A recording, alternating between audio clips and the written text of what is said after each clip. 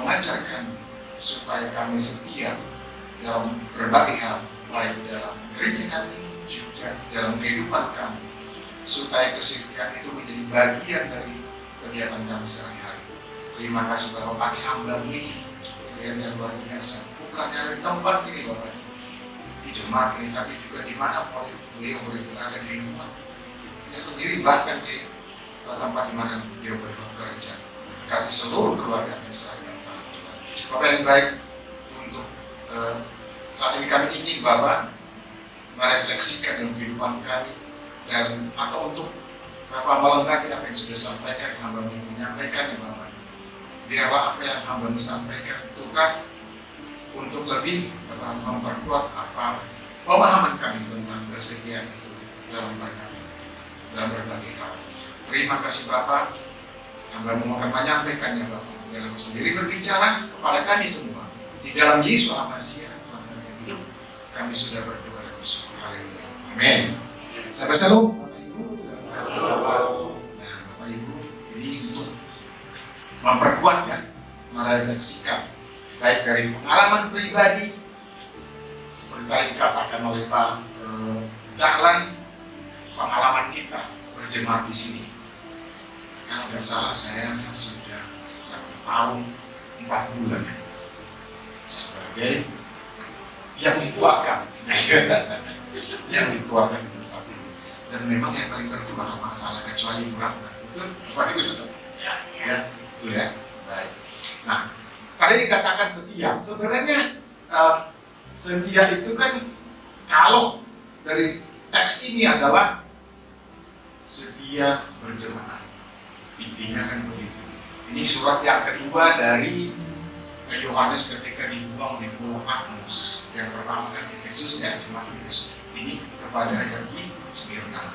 Nah, kenapa sampai ditulis begitu? Kenapa diilhamkan seperti itu kepada Yohanes? Karena memang faktanya jemaat pada saat itu tertekan. Tertekan karena apa?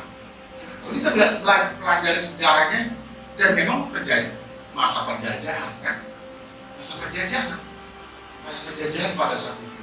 Maka yang perlu dicatat bahwa diambil kata mahkota kebenaran, mahkota. Kalau mahkota itu sama dengan penghargaan, medali, gitu ya, medali itu karena memang orang-orang Yunani itu orangnya memang menomorsatukan. Selain pekerjaan tentunya adalah olahraga. Kalau orang bertanding menjadi juara atau berlomba menjadi juara, itu kan dapat mahkota itu, medali itu intinya sebenarnya. Maka ikuti kalimat seperti itu. Nah, Yohanes menuliskan ini melihat tekanan yang dialami oleh jemaat. Apa sih tekanannya? Kalau kita bicara seperti itu, banyak tekanannya. Saya pikir sudah ulang kali kita dari mimbar ini, baik saya atau bapak-bapak yang lain yang mengajar pengajar yang lain, bahwa memang selama kita hidup itu selalu ada apa? Masalah. Dan pernah ada masalah. Kalau ada, apakah masalah karena maafnya ekonomi atau karena masalah ya itu tadi seperti yang dikorbankan rumah tangga gitu kan, sampai ditanya loh tadi oleh Pak Dahlan, apakah setia kepada ibu? Iya. Nah, sampai ditanya kan sesuatu yang luar biasa ditanyakan di mimbar. Iya kan? Selamat pagi. Nah itu dia, jadi kesetiaan itu adalah hal yang terpenting dalam hidup. Kalau nggak setia, itu tadi ya Tuhannya aja dijual gitu. Nggak setia, ya Tuhan aja dijual. 30 keping murah ya sebenarnya. Coba kalau kita bandingkan dengan jago-jago hak asasi manusia, ya. Manusia tidak boleh diukur dengan. Nah, ini luar biasa, kurang ajar ini kan, ya kan? Yang kurang ajar siapa? Yudas Iskariot, 30 30 cuma murah sekali. Tapi harganya sebenarnya seperti kata Pak Dalan, itu harganya Yudas sendiri, bukan harganya Yesus. Tidak ternilai, jangan sampai salah. Itu luar biasa itu pengkhianatan yang tiada taranya itu. Dicium dulu kan, ini orangnya, cium laut kan gitu. Kesetiaannya di mana? Mau itu cium racun katanya kan? Racun. Ini orangnya. Dia cium tapi coba bisa dibayangkan nggak apa itu? Nah itu yang sebelah. Ini dia. Nah tiba-tiba ada yang mulus pedangnya. Oh, nah kan gitu juga. Itu kesetiaannya kebablasan itu ya kan? Apa yang terjadi? Putus telingannya kan gitu. Kita ingat kalau bertinju dulu, Mike Tyson menggigit telinga sampai putus kalau ini karena pedang. Ternyata ada ya, ada yang seperti itu. Ini bukan kesetiaan tapi karena lain hal. Ya. Memang dalam konteks pertandingan juga kan, Mike Tyson kan pertandingan juga. Nah, ini juga pertandingan iman sebenarnya kan begitu. Ketika pedang diurus, nah siapa yang bermain pedang, dia akan kena pedang, kira-kira begitu. Bahasa yang lugas, apa yang terjadi? Oleh Tuhan Yesus ditempelkan lagi kan? Telinganya, berarti mujinya tetap ada ya? Tetap ada. Nah itu dia.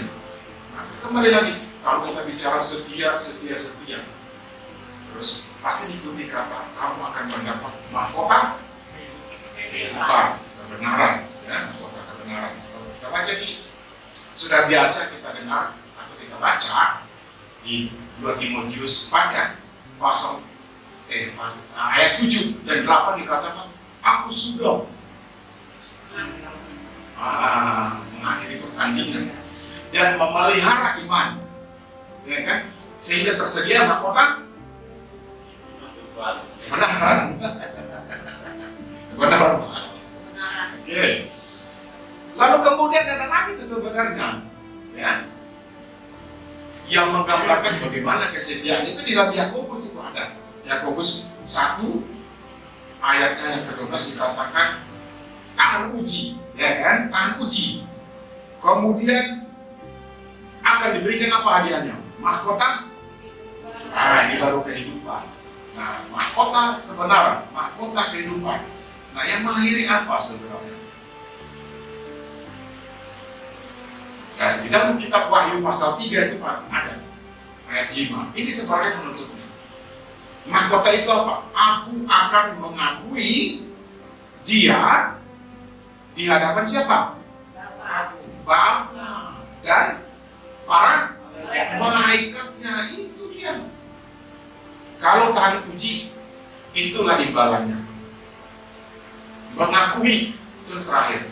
Itulah mahkota itu. Mahkota itu karena pengakuan dari siapa? Tuhan kita, Yesus Masih. Kan begitu. Itulah dia. Di hadapan Bapaknya dan di hadapan para malaikat komplit. Nah, jangan lupa tadi kan dikatakan aku sudah mengakhiri pertandingan, ya kan? Nah, pertandingan. Jadi setiap hari kita ada pertandingan sebenarnya, pertandingan iman.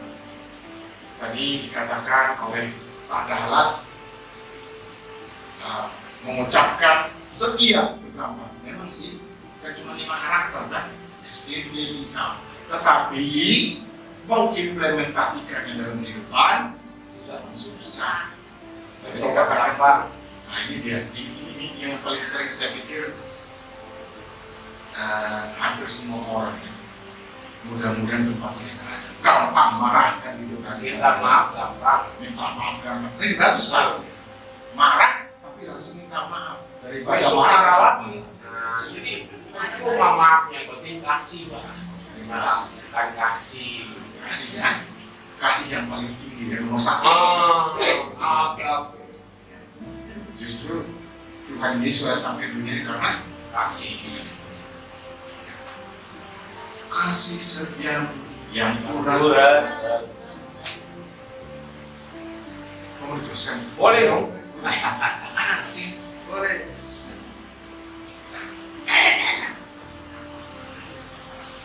Jadi kasih yang nomor 1, setia yang nomor 2. Ya, tapi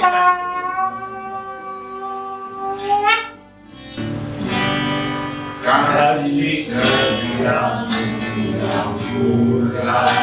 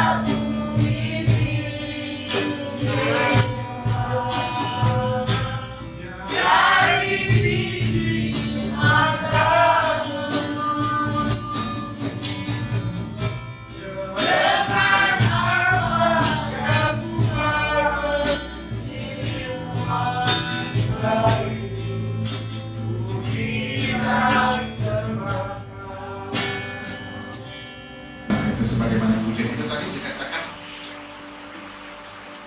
kasih setia. Nah, kita membahas setianya. Di dalam setia juga sebenarnya sudah mengandung kasih. Di dalam kasih juga pasti ada kesetiaan. Ada yang mengatakan saya mengasihi kau tapi setia, memang ada. Ada, tetapi kalau dia setia itu pasti kasih di dalamnya. Nah, dalam konteks ini berjemaah dikatakan karena ada tekanan banyak hal.